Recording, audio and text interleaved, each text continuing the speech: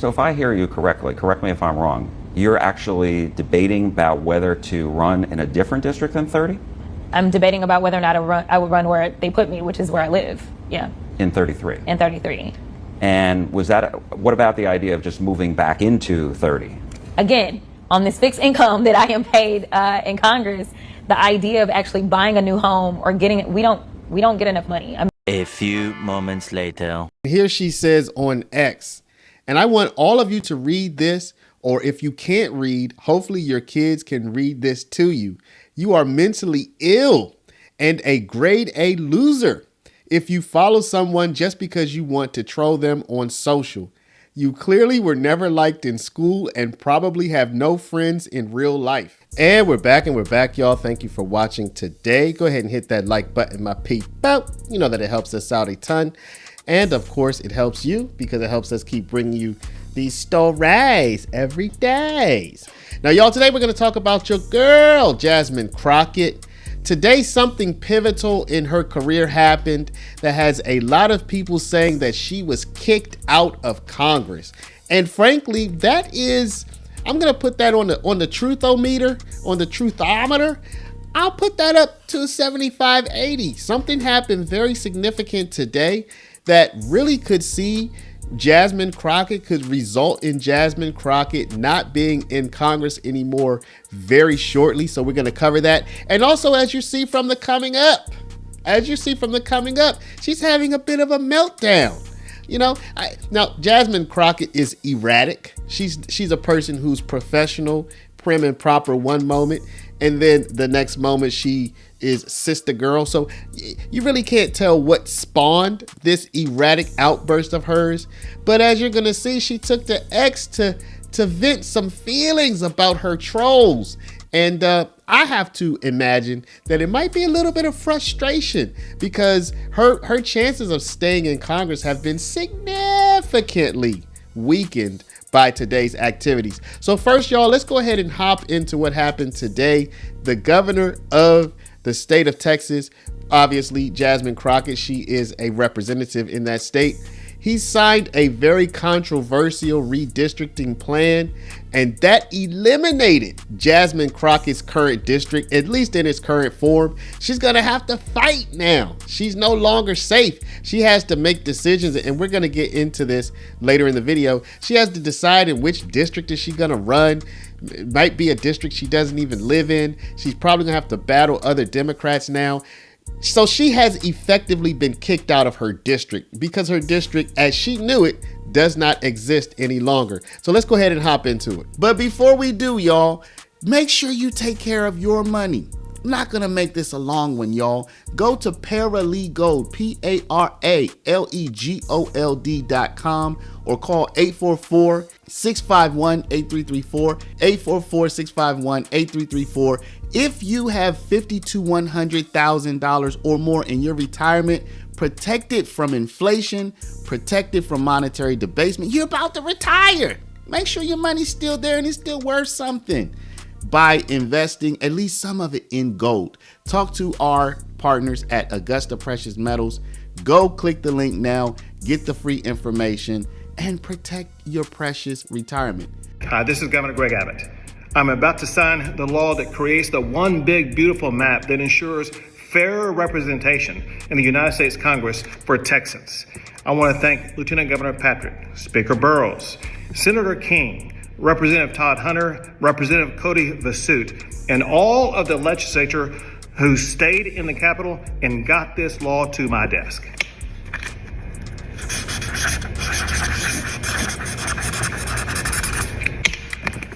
Texas is now more red in the United States Congress. So there you can see Greg Abbott. He signed the bill that eliminated Jasmine Crockett's district.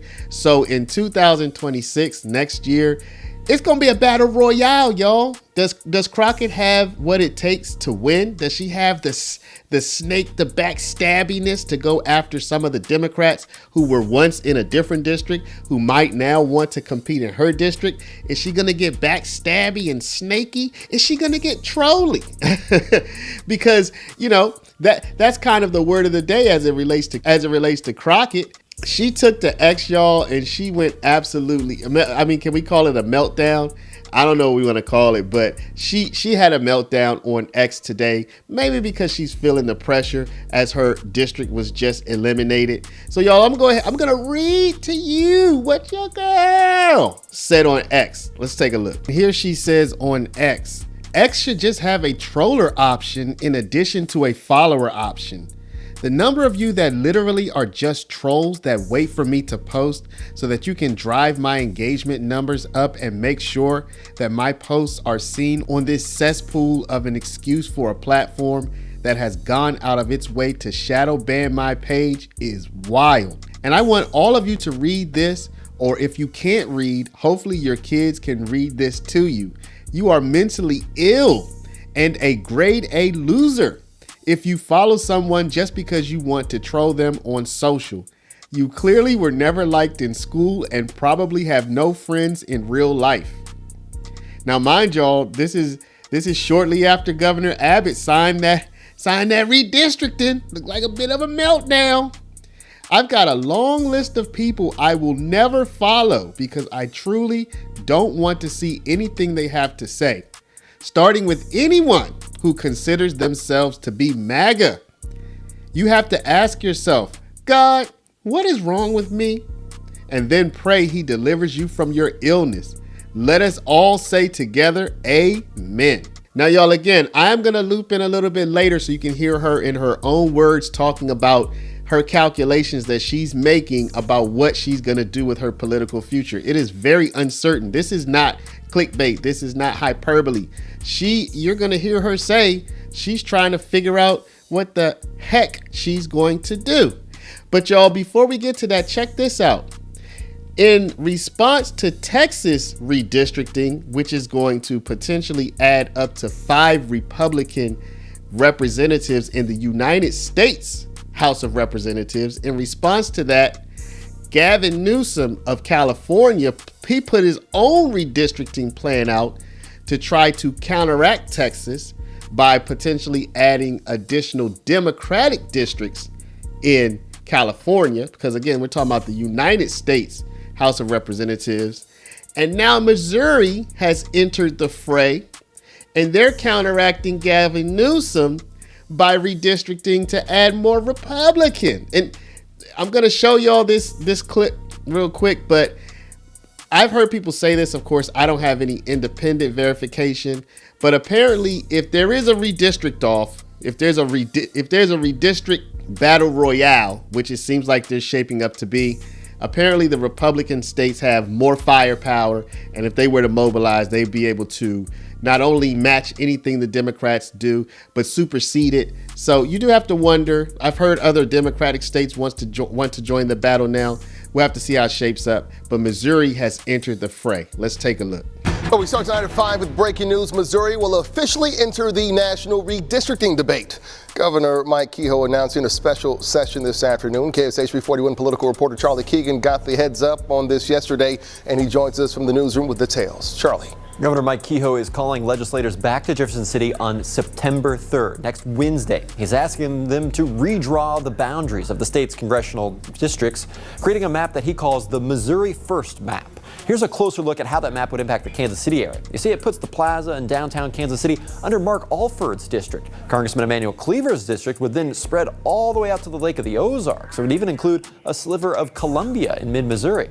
Governor Mike Kehoe said these changes put Missouri first, and he explained his decision to do this in a post on X. Take a listen. To ensure our districts and Constitution truly reflect Missouri values and put Missourians' priorities first. Congressman Emanuel Cleaver put out a statement in the last half hour. He said he calls this an attempt at gerrymandering and said it does more than change district lines. He claims it will silence people's voices and deny representation. Charlie Keegan, KSHB 41 News. So y'all, I want y'all to see Jasmine Crockett in her own words talking about her worries, her calculations, about how she's going to maybe stay in Congress. She even mentioned maybe running for a Senate seat. So yeah, this is serious. I'm going to go ahead and pop us right into the report that I made about this. So y'all go ahead and take a look at this and you judge for yourself. What do you think? Do you think Jasmine Crockett is going to be safe or not? Now, one thing that people have been talking about, and I wanted to wait until it was confirmed, but your girl, Jasmine Crockett, her district is going to be redrawn, and she's going to have some tough decisions to make, including potentially running off against her own Democratic colleagues, because the districts are going to be all mixed up, and we're going to show you that in this video. And also taking on some newcomers from her new districts who she doesn't even know who they are yet. So we could actually see your girl, Jasmine Crockett, lose her seat or have to go up against her Democratic colleagues. You know, the ones who she's so close to now. She might have to go up against them to try to save her own self, y'all. So we're going to see that as well. But first, let's just jump into this quick report about how the Democrats are going home. They're setting some conditions for them to go home, but it's all but a done deal. Let's take a look at that, and then we'll come back and look at old Jasmine Crockett and see what she had to say about potentially losing her own seat. And now to the latest on the political standoff over redistricting in Texas. Texas Democrats now hinting they could return to Austin soon, but they have several conditions. Marcelino Benito's following all these changing developments in the newsroom. Marcelino. Well, uninsured men Texas Dem has made clear this afternoon they have two conditions before they come back. Both appear to be happening. Let's break it down for you. Lawmakers want Republicans to adjourn the special session. Texas House Speaker Dustin Burrows has indicated he may do just that as early as tomorrow if there's still no quorum. The second condition involves California. Texas Dems want California to introduce plans to redraw congressional maps in their state. And this afternoon, Governor Gavin Newsom held a press conference laying out his state's plans to also draw new congressional maps to counter Texas's efforts. Take a listen. We're asking the voters for their consent to do midterm redistricting in 2026, 2028, and 2030 for the congressional maps to respond to what's happening in Texas, to respond what Trump is trying to excite. Texas House Democratic Caucus Chair Gene Wu issued a statement in part saying Trump thought he could easily get his way in Texas with compliant Republicans, but Democrats fought back ferociously and took the fight to Trump across America. The fight to protect voting rights has only just begun. Now, it's still unclear what day exactly Dems will return to Texas, but Governor Abbott has indicated he will call another special session right away, and redistricting will remain on that agenda. Back to you. All right, political drama continues. Thank you, Marcelino. High drama there. So y'all, now we're going to take a look at some clips from a recent interview just from yesterday with Jasmine Crockett. It's so funny how at first they were like, yo, we're not giving up, we're not giving in. And now Crockett's like, the Republicans are going to get what they want. I mean, what happened? Why did they go from hold them to fold them so quick? You know, what was the point anyway of the running away if they were just going to fold so quickly? Anyway, let's take a look at what Crockett has to say here. Democratic Congresswoman Jasmine Crockett of Dallas, thank you so much, and welcome back to Eye on Politics. Absolutely. Thanks for having me. You bet. So let's talk about this redistricting battle here in Texas that has certainly reverberated across the country. How do you see this shaking out? I think that you're going to see Texas ram it through because that's what Texas does, with no input whatsoever from the members. And when I say the members, I mean even the Republican members. This map was not created by the Republicans in the House. And so this is a map that was sent down from up in D.C. somewhere. And so I think that map is going to pass. So now Crockett is being drawn out of her own district, meaning she won't live in her district, y'all. Okay, so the district she lives in now that she represents, once they redraw the map, her house is going to be outside of her district, and she's going to have to decide which district does she run in, does she move. I definitely want to ask you about everything that you mentioned. First, let me go back because when since you're making some predictions about congressional seats, what do you think is going to happen with Congresswoman Julie Johnson? Because she's got a decision to make. Does she run in 32 under the new map if it's approved, which would become a Republican majority district, or does she have to challenge Congressman Veasey, whose district would move solely in Dallas County? Yeah, I think that we will hopefully work it out about who runs where. Obviously, both of them are now in Republican districts. No one currently resides in 30, and then I reside in 33. So I think it is a matter of kind of us talking about what's what, while also recognizing that because there is new territory, there also may be new contenders to come in. So, for me, I'm going to get to polling because I feel confident I can win wherever I run. I do, but ultimately, I'm trying to get a pulse on the district, right? You know what's funny? A lot of people have said that Crockett is a multi-millionaire. I've seen reports on it. We've done reports on it. But here she talks like she's a broke college girl, y'all. Now, listen, I understand there are economic implications of moving. I get it. But, you know, is she the person who has like a $10 million net worth? I don't know. Let's take a look. So I ended up with 200,000 additional people into 30. They are all coming from Tarrant County. I know nothing about those 200,000 people, whereas where I live, obviously about 200,000 of us are still where I currently live, along with a lot of the old 100 as well as a lot of the old 30, going all the way to that eastern portion, getting that Pleasant Grove. Some of that they got thrown into 32. So, you know, it's about kind of, you know, does Marc Veasey fit better into 30 now because it does have some Tarrant or not? And does Julie just kind of fit better at running in 33 than me? And is my district going to be okay with me running and being on this fixed government income and therefore not buying a home in the newly constructed 30? Obviously, I don't have to live there under federal rules. Right. But, I mean, some people want somebody that lives in the district, but obviously the vast majority of this district I have represented without actually living in the portions that they've left in 30. So if I hear you correctly, correct me if I'm wrong, you're actually debating about whether to run in a different district than 30? I'm debating about whether or not I would run where they put me, which is where I live. Yeah. In 33? In 33. And what about the idea of just moving back into 30? Again, on this fixed income that I am paid in Congress, the idea of actually buying a new home or getting it, we don't get enough money. I mean, I'm being honest. And I know that some people may take issue with that because they talk about how much money we make.